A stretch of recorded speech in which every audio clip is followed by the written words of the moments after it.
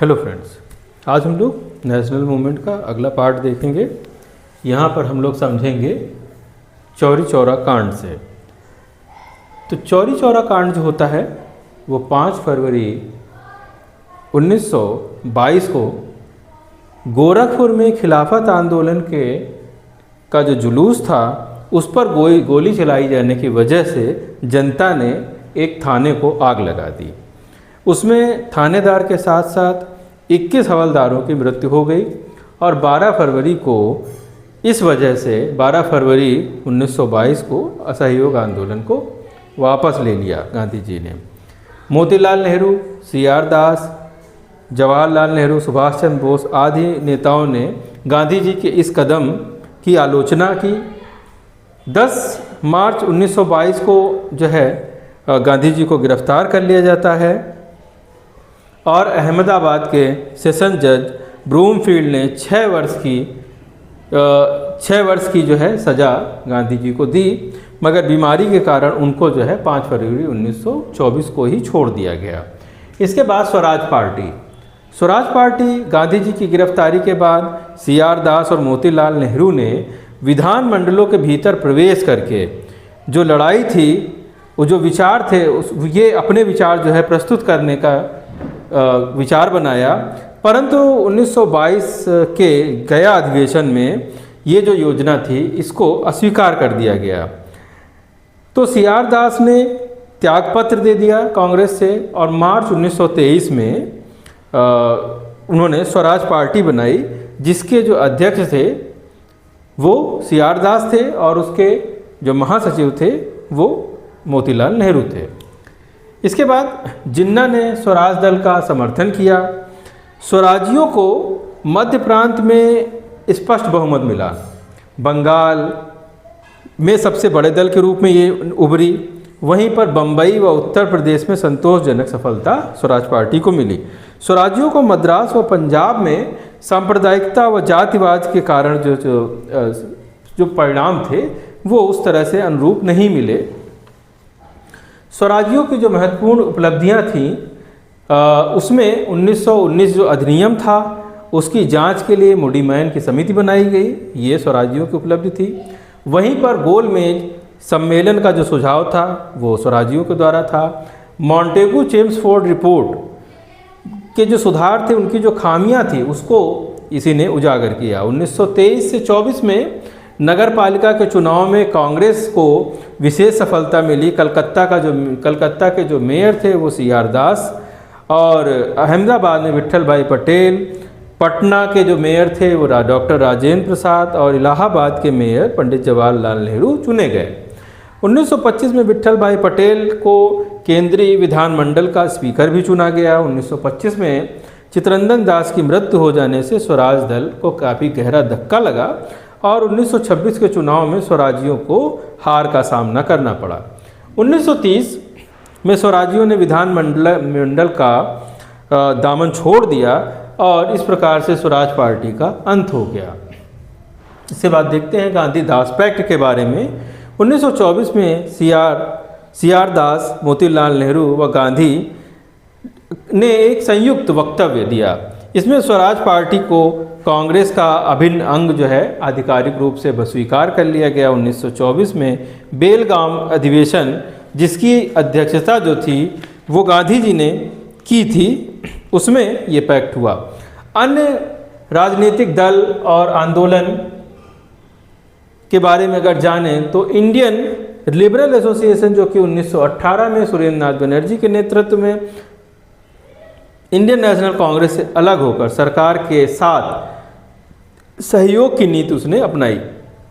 वहीं पर अखिल भारतीय मुस्लिम लीग 1924 में लीग पुनः अस्तित्व में आई और यहाँ पर इस समय जो नेता थे वो जिन्ना इसके जो थे स्वयंभू नेता बने।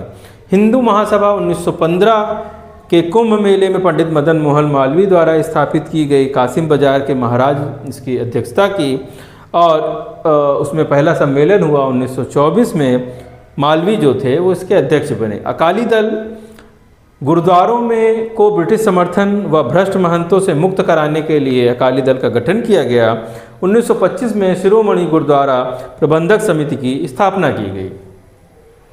1920 के दशक में कई नई शक्तियों का उदय हुआ और उसमें समाजवादी तथा मार्क्सवादी विचारों का प्रसार होता है।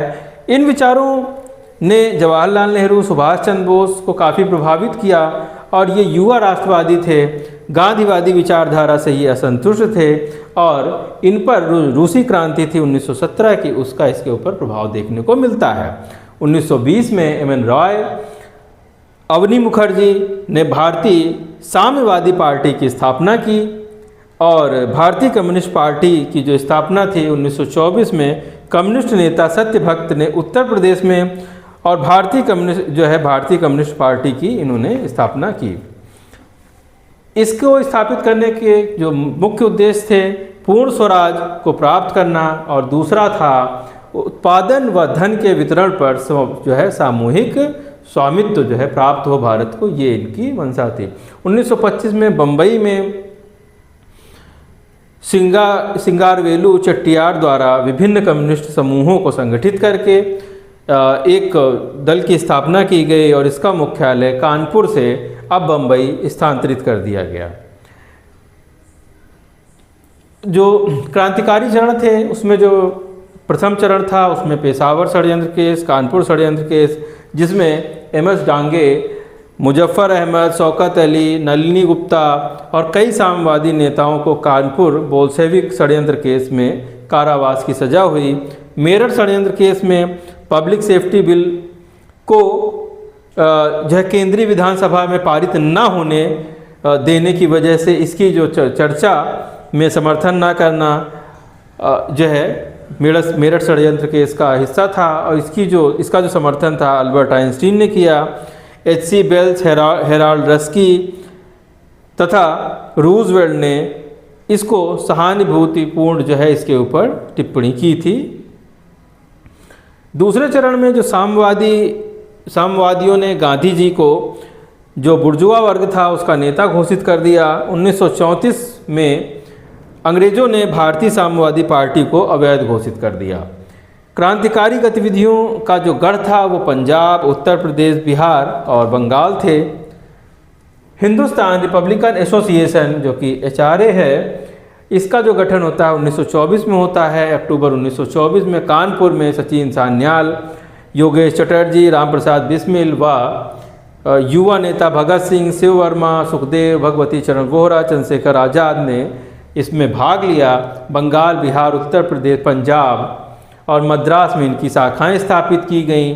ये सशस्त्र क्रांति में विश्वास करते थे, प्रत्यक्ष कार्रवाई करते थे तथा संयुक्त राज्य भारत की स्थापना करना इनका उद्देश्य था। 9 अगस्त 1925 में काकोरी कांड होता है, जिसमें कि सहारनपुर लखनऊ के रोड पर काकोरी जगह है, वहाँ पर 8 डाउन ट्रेन को सफलतापूर्वक लूटा गया। इसमें 17 लोगों को लंबी सजाएं हुई थी। 4 को आजीवन कारावास हुआ। राम प्रसाद बिस्मिल को गोरखपुर, अशफाक उल्ला खां को फैजाबाद, रोशन सिंह को नैनी, राजेंद्र लाहिड़ी को गोंडा में फांसी दे दी गई और चंद्रशेखर आज़ाद इसमें से फरार हो गए। इसके बाद हिंदुस्तान सोशलिस्ट रिपब्लिक एसोसिएशन, जिसका गठन 1928 में होता है और HRA के एकमात्र सदस्य जो बचे हुए थे वो थे चंद्रशेखर आज़ाद और उन्होंने इसका गठन किया फिरोज शाह कोटला मैदान में। इसका जो उद्देश्य था वो समाजवादी गणतंत्रवादी राज्य की स्थापना करना इसका उद्देश्य माना जाता था।